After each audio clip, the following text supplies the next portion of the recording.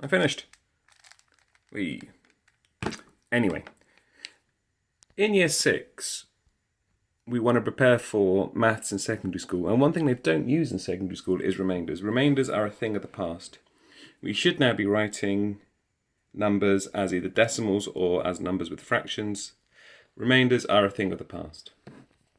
So what do we do if we don't want to write a fraction? We want to write our answers as a decimal when we're doing division sums.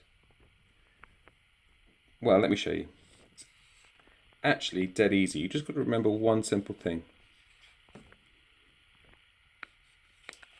Now, this is 43 divided by 5, and 43 is not in the 5 times table, so you know you're going to, in the olden days, you would have ended up with a remainder.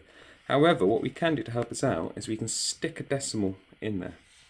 Just going to start with 1. We may need more, but we're just going to start with 1. Because remember, 43.0 is exactly the same as 43, just like 043 is the same as 43. Or, there we go, doesn't matter how many zeros you put here or here, it's the same number, because those zeros literally mean nothing. Okay, so now we've got a 0.0 in there. It's going to help us out. So, put the decimal in, always.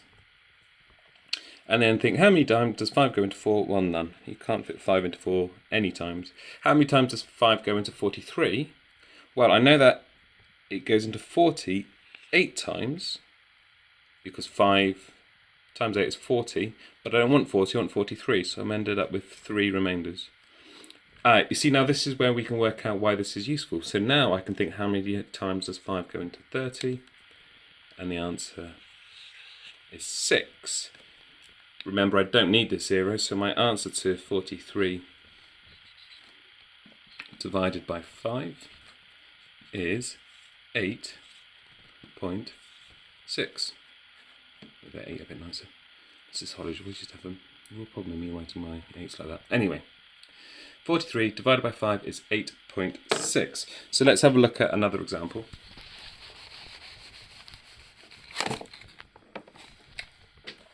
Let's try another one from the questions. Let's try 76 divided by 8.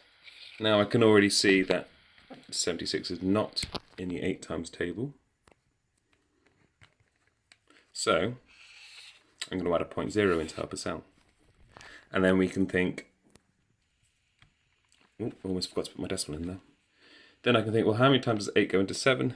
Can't fit 8 into 7 ever. It fits into 9 times 8 is 72. So I know it goes in 9 times, but I don't want 72, I want 76. 72, 73, 74, 75, 76, so I've got 4 remainders. Then I've got how many times does 8 go into 40, and we know the answer to that. That's an easy one. 8 times 5 equals 40. So 76 divided by 8 equals, don't need that 0, remember, it means nothing, equals 9.5. So there we have it. Finally, we've reached that wonderful point where we no longer need any remainders. Okay, so it works the same